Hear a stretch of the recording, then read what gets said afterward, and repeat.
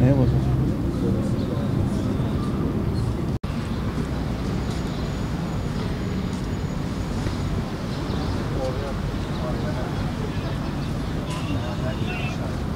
Köyümüzde iftarlar veriliyor.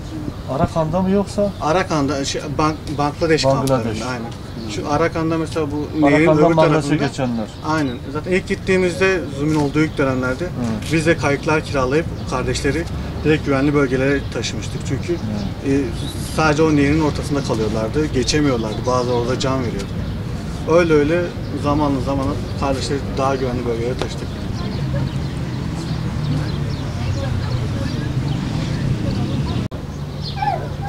Tamam. Tamam abi. Ben şu abiler gitsin. Ben sana yapacağım.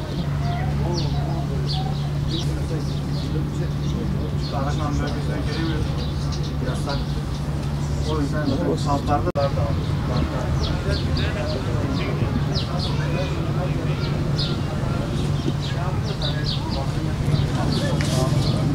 İki tane meclis öyle için. Öyle. Yani şu an gündemde yok ama hani şeyler devam ediyor, göçler devam ediyor.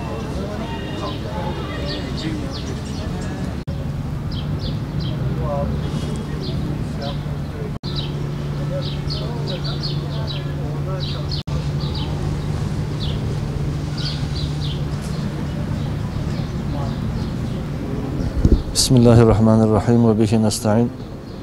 Bu duyarlılıklarından, hassasiyetlerinden dolayı arkadaşları tebrik ediyorum. Onlara teşekkürlerimi ifade ediyorum.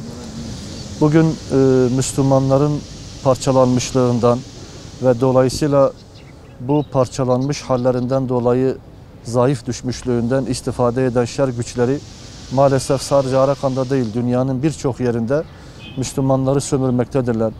Onları dinlerinden uzaklaştırmaktadırlar. Onlara her türlü zulmü reva görmektedirler. Tabii Arakan'daki haliyle çok daha farklı. Çünkü orada belki de zulmün en alasını bu Müslümanlara yapıyorlar. Onların sadece evlerini başlarına yıkmıyorlar.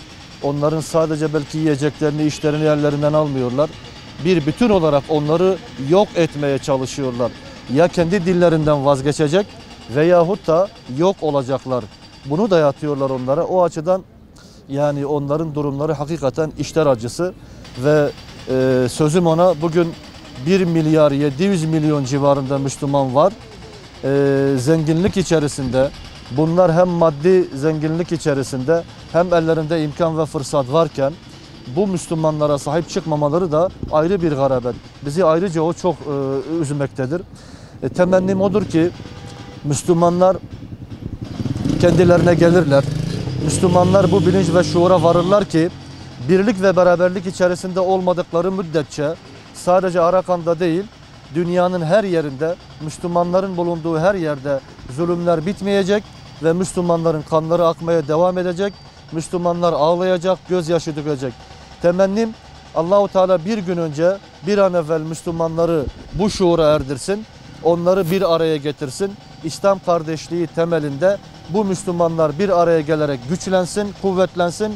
Hem dinlerine, hem davalarına, hem kendilerine, hem mukaddesatlarına bu şekilde sahip çıkabilsin. Rabbimden dileğimiz budur.